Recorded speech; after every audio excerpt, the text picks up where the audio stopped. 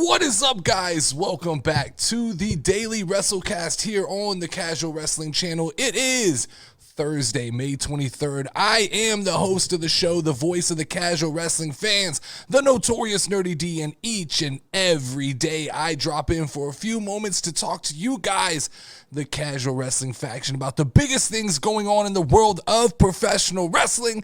If you enjoy the casual wrestling content, please take a second to join the casual wrestling faction. It is 100% free to join. That is where we do exclusive giveaways. We drop all of the polls for the episodes, and we do bonus episodes for the channel. No real housekeeping today. We can jump straight into the news.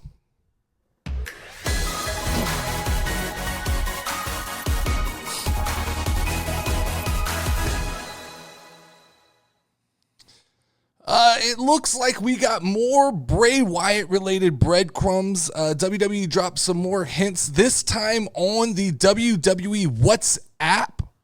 Look, I told Mike, you guys, if you're not paying attention, I told Mike, this QR code thing's not going anywhere. This witch hunt is not going to end anytime soon. At this point, the Wyatt 6 QR code has become a psychological experiment to see how far the WWE can get the audience to reach for clues and what direction they can get you to reach to pay attention to different versions of WWE social media. Now, this is WhatsApp.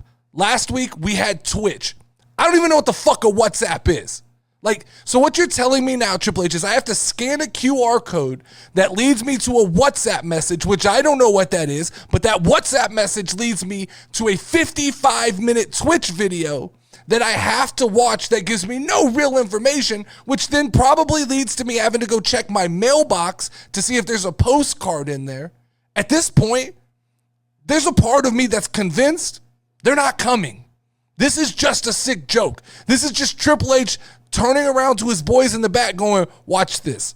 Look where I can get the WWE audience to look. Look, I can get them to download WhatsApp. I can get them to download Snapchat. I can get them to download Subway Surfer. If we put a Bray Wyatt reference somewhere in the game on a billboard as the little kid runs by, they'll download it and they'll all pay attention. This is turned into a very niche audience who's playing Scooby-Doo and following a ghost hunt. I'm glad you guys are having fun. I'm glad you guys enjoy 755 clues like an escape room, but that's not for me. It just, to me, from where I'm sitting, it looks like a cruel joke that Triple H is taking y'all on this rabbit chase, and it's all going to end up so you can what? See Dexter Loomis with a beard? It's absolutely not for me. Darby Allin is training Sting's son to wrestle. So Sting's son, Steven, is reportedly training with Darby Allin after catching the wrestling bug in Sting's farewell match.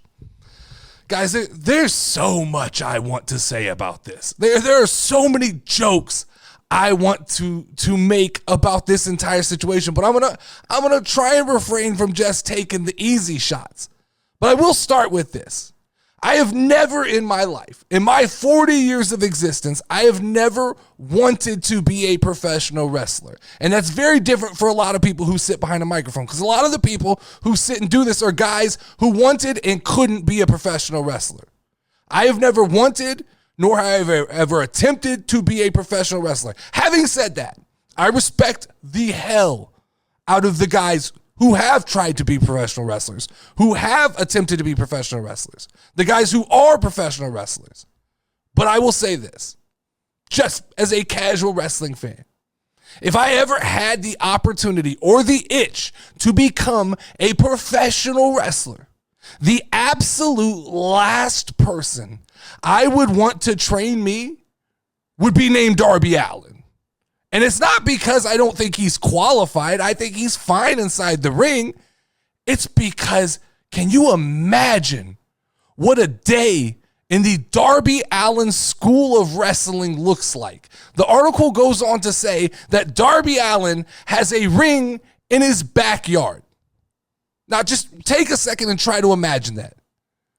Imagine what Darby Allin's ring looks like in his backyard. I'm picturing this barely bolted together ring held together with duct tape, loose ass like droopy ropes, plywood all over the place. Like Darby Allin having a backyard ring to train other wrestlers is the most Darby Allin thing I've ever heard. Darby Allin is now the Larry Bird of professional wrestling. He's just outside in his backyard practicing all his flips and jumps in the dirt. That's the most Larry Bird shit I've ever heard. I just imagine showing up to Darby Allin's house. First day of wrestling training. I show up to Darby Allin's house. I walk through the sliding glass door to get to the backyard. First thing I see is 2 sawhorses with a pane of glass on top of it. Then I look around the yard and I see barbed wire spread out through the entire rest of the yard. No grass, just barbed wire. And Darby Allin looks you straight in the eyes and he says, day one, today we're starting with the basics, son. You need to grab that ladder over there.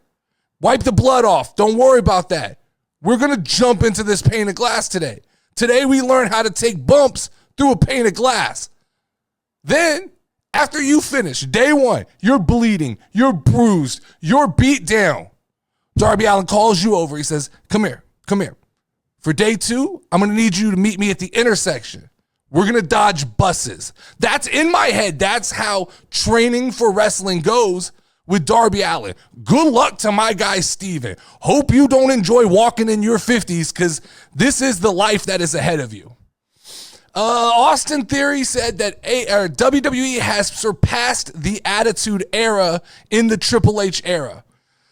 I understand Austin Theory believing that the current product is better than the Attitude Era. I get it. I also understand that Austin Theory is supposed to think this. He's supposed to believe that he is in the current best generation of professional wrestling. I will even concede that as a whole, as far as entertainment goes, like the Triple H era of wrestling is more entertaining from start to finish than the Attitude Era. What I will not concede is that the top stars on the roster are equal to the stars that existed during the Attitude Era. There is no Undertaker right now. There is no Stone Cold Steve Austin right now. There is no Rock right now. Cody Rhodes is not larger than life. Cody's a good character, but he's not on the level of these guys. Roman Reigns was, but he's MIA, and he's just one guy. I think a lot of people tend to forget that the Attitude Era was always kind of bookended with great matches and great promos, but there was a lot of questionable wrestling that happened in between those great things that we remember. And you also have to remember that back in the day with just Monday Night Raw, before even SmackDown, it was 2 hours of wrestling a week. That's what we got. There was Sunday Night Heat, but nobody was paying attention to that shit. Like, it was Monday Night Raw. That's 2 hours of wrestling. Really, with commercials, it's an hour 30 at best. Imagine right now taking the roster we currently have as it's constructed and trying to only fill an hour and 30 minutes of wrestling every week. It would be banger after banger after banger. We would be talking about how there's just not enough time for the great storylines that WWE's putting on. That's only like 5 matches a night. You'd have Seth in one, you'd have Roman in one, you'd have Cody in one, you'd have KO in one. You wouldn't know what to do with what you have. It's impossible to compare these eras. Like, it is. It's the same argument that gets made with LeBron James and Michael Jordan and like Wilt Chamberlain and Shaquille O'Neal. These things are generational arguments, and we still try. We're still going to try and make the debates. We're still going to talk about it. But I have to believe that I at least have a little bit of credibility in this situation because I did watch both generations of wrestling. I watched the Attitude Era, and I'm currently paying attention to the product. And I can, with a straight face, say that I think the current product from start to finish is more entertaining on a weekly basis. But it's not going to fail. There's going to be an older generation of fans who have nostalgia for the Attitude Era. And they're going to come out against this video and they're going to tell me how crazy it is that I say the current product is better than the Attitude Era and nothing could ever be better than the Attitude Era. It's just because that's what they grew up with. That's what they know. And if they actually went back, subscribed to Peacock, and watched some of the Attitude Era, I think they would realize that the nostalgia is just a little bit better than what actually happened. There were great moments. Moment to moment, there were great moments. But I think if they watch an entire episode of Monday Night Raw from the Attitude Era, they might go, oh, there was some weird shit going on. There was definitely some shit that I don't remember that I've pushed out of my mind, and I only remember the good. WWE doesn't want hard questions at the PLE press conferences. What dumbass thought they did? Like, what dumbass thought that the WWE PLE press conferences were set up for, like, hard-hitting journalism questions? This is literally the problem with the wrestling media. Like, wrestling is an entertainment show. The press conference is part of the experience. It's part of the show. When you do a podcast or you report on pro wrestling, you are part of the show, whether you like it or not. And if you make wrestling content with the intention to be a hard-hitting journalist, you're just IWC. That just immediately makes you IWC. You are the IWC in the room that we're pointing at. You're the problem. I understand the drill. When I get on a microphone, I get it. I'm an entertainer. I'm not a journalist. I say wild wrestling shit to get conversations going. I'm just an extension of the product. I'm a heel to some listeners. I'm a babyface to others, but I'm an entertainer at the end of the day. People don't understand the casual wrestling, the IWC. It's all wrestling. It's all factions. It's all an extension of the show. I'm overreacting to the stupid shit that the dirt sheets report on a weekly basis because it's fun. Not because I believe I'm a journalist. Not because I believe what I say has an impact on the world. What I believe is you guys turn me on for 30 minutes a day to hear me say wild shit about professional wrestling. And I enjoy it. And I hope you guys enjoy it. But Triple H, give me press credentials. Get me in these press conferences. I will lob you the softball type of questions that will make you sound amazing. I understand the drill. I know the assignment. This is not rocket science. Like, and you don't have to do it in a cornball way, because there is the other side of these cornball people who go in there and they ask the stupid little, like, happy questions. I can ask you fun, intelligent questions that I can lob to you like a softball, and you can knock them out the park, and we can make this happen. Hashtag Nerdy D needs WWE credentials. They can take that Dave Meltzer report and shit and shove it up their ass. Let's get to the topic of the show this week.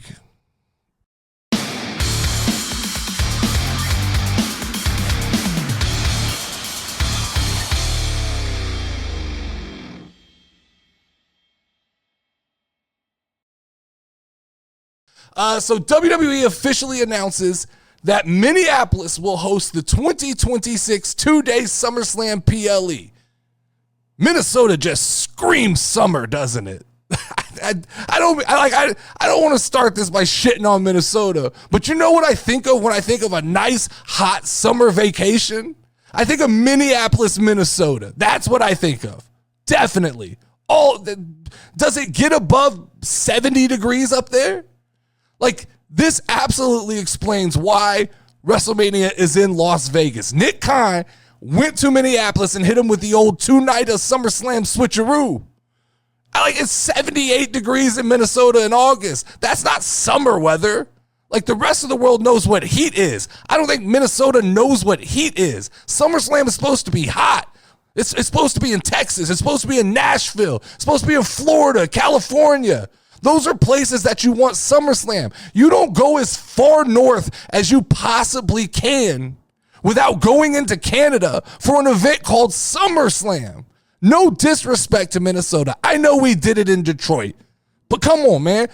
Like, if these PLEs are gonna have themes, let's put them in places that make sense. This just feels like the old Nick Khan swindle special. Like, he went to Minnesota and was like, I know you wanted WrestleMania, but here you go. You get 2 nights of SummerSlam in August. And I know I sound like a stick in the mud with this take, but every time we expand these premium live events, I truly believe we begin to diminish the value of what WrestleMania weekend has become. Like, I think that the level to which WWE and TKO are willing to oversaturate the market in order to sell 2 nights of professional wrestling is absolutely crazy. Now, on the flip side, I understand the business. I understand that if there's a demand and you can sell tickets to 2 nights in a stadium, why wouldn't you do it? There's no reason you wouldn't do it. If there's enough demand for people to see 2 nights of professional wrestling, why wouldn't you do it? It just, as a wrestling fan, it doesn't excite me. It feels slightly excessive. It doesn't feel like you have to earn your spot to be on a premium live event anymore. It just feels kind of like it's the very 2024 everybody gets a trophy situation. It's just, hey, there's enough matches to go around. You don't have to earn a spot on one of the 4 biggest shows of the year. We're going to have 14 matches, and we'll figure out where you fit in on this card.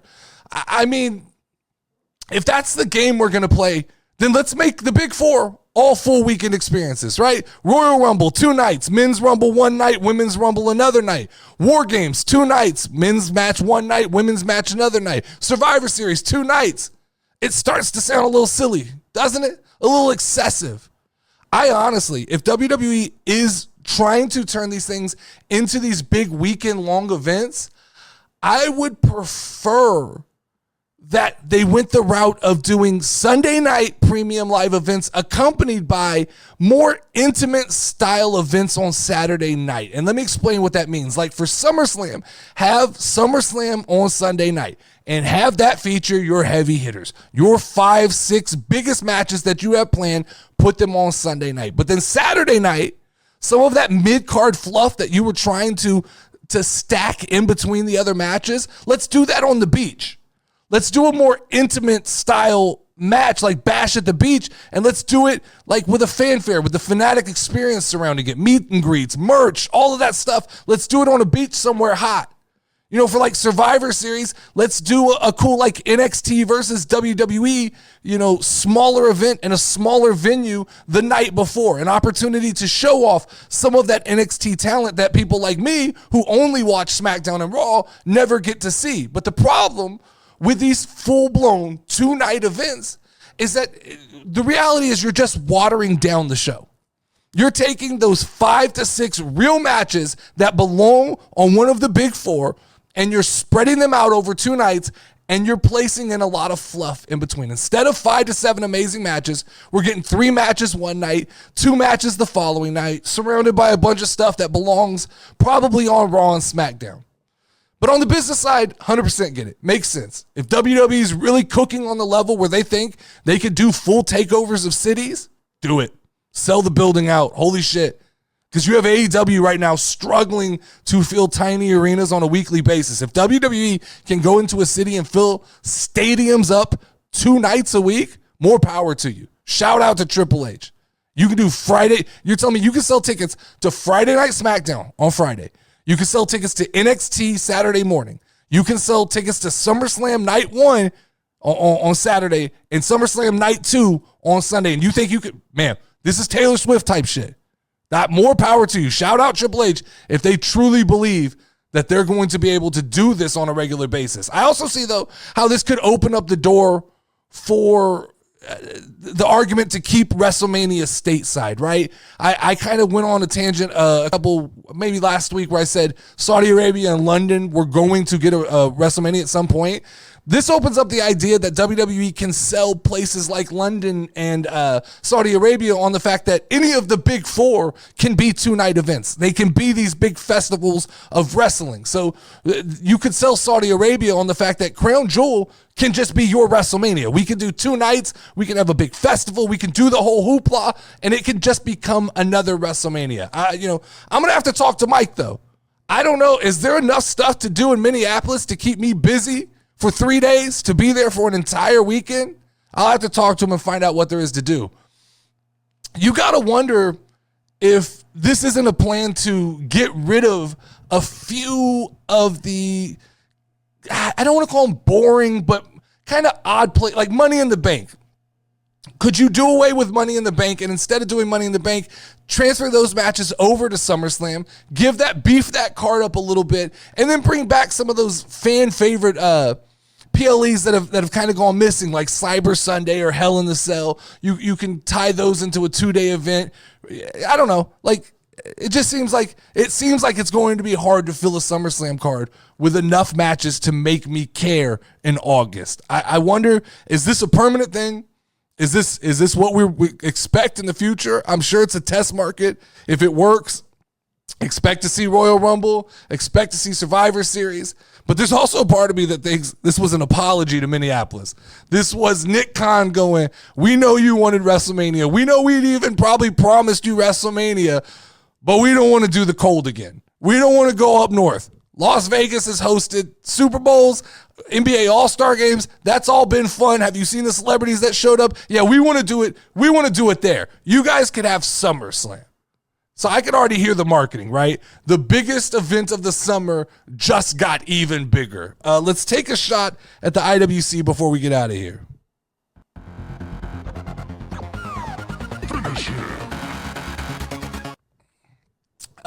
So look, IWC fans, I don't ever want to hear you guys talk about WWE stories ever again. When Dynamite went off the air on Wednesday night, Darby Allin was waving a flamethrower around, okay? Darby Allin got out of the back of Tony Khan's SUV, got out of his toddler seat, did a full 360 while Daniel Bryan is laying in the middle of the ring, completely beat down. Darby Allin gets out of his car seat, does a complete 360, fist bumps Tony Khan, then proceeds to walk to help out Bryan Danielson. That was the goofiest ending to a professional wrestling show I have seen in a long, long time. So I don't want to hear anything from the IWC ever again. Ever. Daniel Bryan no-sold that beatdown. He got beat down for like 10 minutes, and when it all ended, he's perfectly fine throwing guys off the stage into a table. Now, I'll be honest with you. Let's on the flip side. That's the best ending I've ever seen in AEW. Like, I know people say I hate AEW, but let this stand as evidence to the contrary. As goofy as some of that shit was, that was fun to watch. That was actually, wrestling is supposed to be over the top. I will actually give Tony Khan credit. I think you got the booking right here. Still goofy and stupid as fuck, but I think you got it right. Just understand. The only part that I have a problem with is that the IWC constantly is trying to make fun of WWE for some of the goofy storylines we get. It's entertainment. You're going to hit, you're going to miss. This was stupid. Darby Allin swinging around a flamethrower like he was going to set somebody on fire and then proceeding not to set anybody on fire was stupid. If somebody comes running out with a flamethrower, I'm gone. I'm not standing 8 feet away like the Young Bucks and getting thrown through a table. I'm out of there. It was stupid, but it was stupid fun. I just don't want to hear you guys talk about WWE anymore. Tony Khan got it right, but let me catch one of you members of the IWC trying to make fun of WWE again. Let me know your thoughts on today's episode in the comments, and while you're there, make sure to join the Casual Wrestling Club. Link is in the description. You can also join the Casual Wrestling Discord. Make sure to like and share this video. Thank you guys, as always, for taking time to hang out with me. I am Nerdy D. You guys are part of the Casual Wrestling faction, and we will talk more wrestling tomorrow.